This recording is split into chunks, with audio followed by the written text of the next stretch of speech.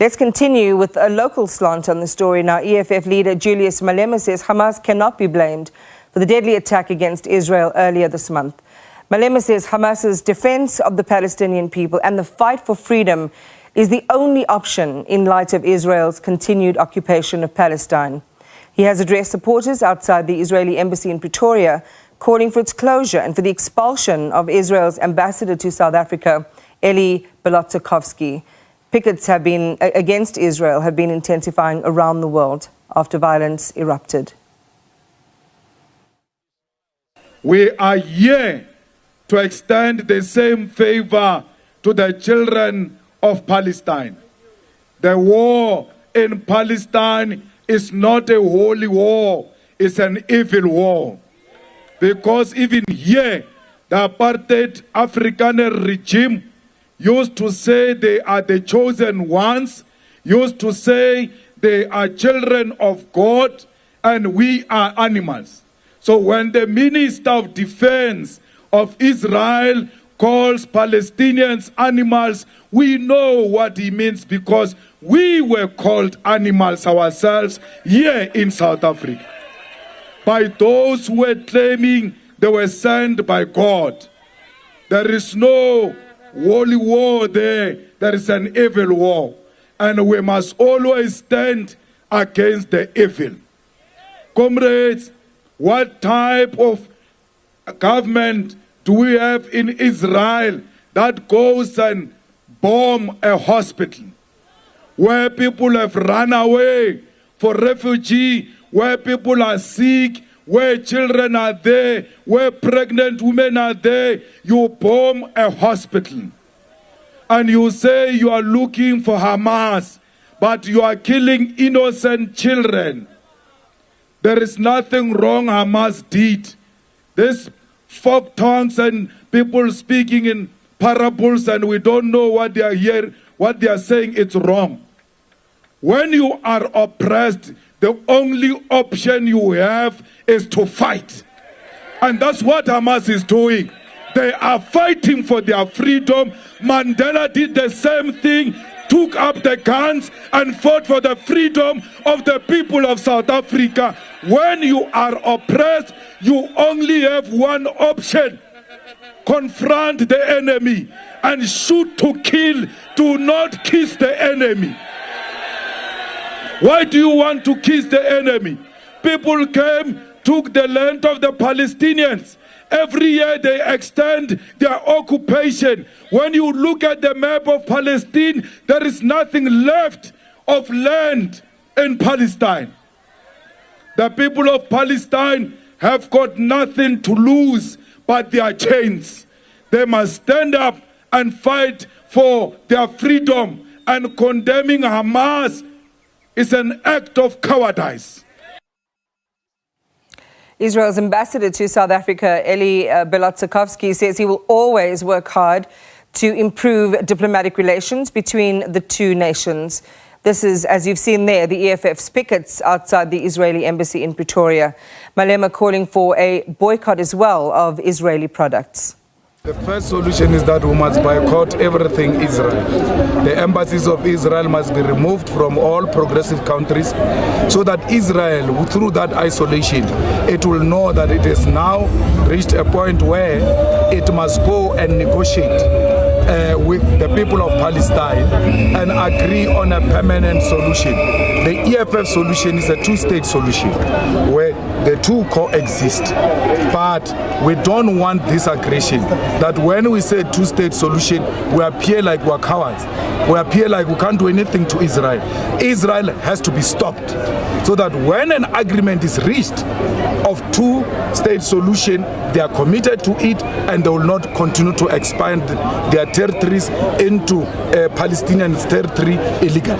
Mr. Malema, the reality is, if we really want peace in the world, you even engage your enemies. Yes. And taking hard line, both sides.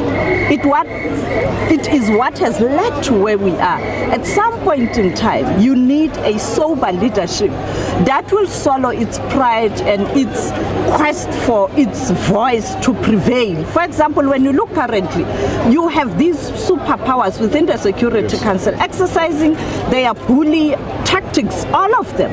And at the end of the day, it is ordinary women, ordinary children who are dying in the world, whether you look at what's happening in relation to conflict on the continent, whether you talk the conflict in between Russia and Ukraine, now Middle East, the long-standing conflict. Leadership at this moment is needed. Well, Sophie, we are the most sober people. We have been the most reasonable people. The people who are on the Palestine side have always been very reasonable. The arrogance of Netanyahu, the arrogance of the Israeli apartheid government, the arrogance of the Minister of Defense. You can see that these are the people who think that they are superpowers and they are a chosen God as children in a real meaning, because they don't listen to anyone. And it is America, it is NATO, it is UK that encourage that nonsensical attitude of Netanyahu's government. The people of Palestine have suffered for 75 years and they've been cooperative all these years. What did Israel do? Attack them in 2008, attack them in 2012, attack them in 2021, attack them in 2023. They've been consistently attacking them. And when you have been confronted like that, what more option do you have except to fight? I'm saying we are a product of a boycott, an international boycott of sports, of business, which apartheid government suffered. And through that, they talked amongst themselves, the Oppenheimers and them, and said, this apartheid is becoming expensive and is now not going to work. Let's go to the table. It is through when you deal with arrogance, that's what African apartheid was. It was so arrogant and we were so reasonable. They kept on killing children, they kept on killing women, and we had no option but to carry guns and fight for our liberation. And that's what those people are doing in Palestine. They've been very reasonable. He, Netanyahu, must be arrested by the International Criminal Court. He has done worse than what they are accusing Putin of having done. Why is there no warrant of arrest against Netanyahu? So we cannot allow the animal farm story to exist in this world. We are all equal before the law. Why is Netanyahu still roaming the streets free of charge after killing so many children? Two wrongs don't make it right. On the other hand, as the Palestinians are rightfully talking about their plight, then you have Hamas, who has also resorted to perhaps means that are questionable. Do you condemn the killing of women and children from both sides? I'm talking about the innocent people. I'm not talking about soldiers in the front line. I'm not going to condemn Hamas for any reason. You don't invite things on yourself and want to go around seeking sympathy with artificial tears. I'm not going to do that. If Israel cared about their women and their children, they will not be what they've been. They will not do what they've been doing to Palestine. What must they do? What options do they have except to put their bodies on the line and say, you can kill us if you want to. We want our freedom. We want to determine our own destination, and therefore I'm not going to sit here comfortably and condemn Hamas for what they've done. What options do they have? We did the same, Sophie, we fought. The aim has always been to target the army bases, to target the institutions and all of that, but there will always be casualties in a war.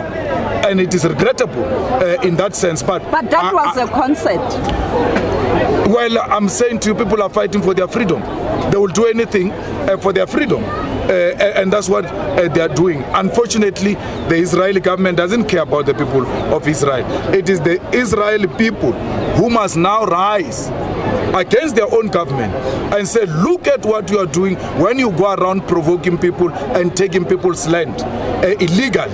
So it can't be a problem of Hamas. It's a problem of a government that is perpetuating inhumanity against the people of Palestine. And the other issue, the ambassador, when we spoke to the ambassador yesterday, because I've been speaking to both sides to give right to reply as a public broadcaster, he says he's available, he's willing to sit down and talk. If there's an opportunity for you to engage the Israel ambassador to South Africa, will you do that, and what will be your approach? I'm not going to engage in Israeli ambassador. There's no ambassador. These are criminals. Must vacate our land. They must leave. We'll talk with them from that side of their country, not here. The first thing, which must be an immediate task of the South African government, is to request these people to leave, so that we demonstrate seriousness. And they know by the time we talk to them, they know these ones are serious. They are not clownish. When they take a stand, they take a stand, and now we have to cooperate. But if we're going to talk to the ambassador of Israel, business as usual, he will not listen to us. He's just going to mark register that I made the EFF. So what? We cannot meet murderers. We cannot meet people who are committing genocide against women and children of Palestine. Let them leave our land first, then we can talk after. We have reached a point where we must no longer talk. Let them leave. And let every product of Israel be removed from the shelves in South Africa, so that Israel can start feeling the pain and then come to the table from a genuine point of view.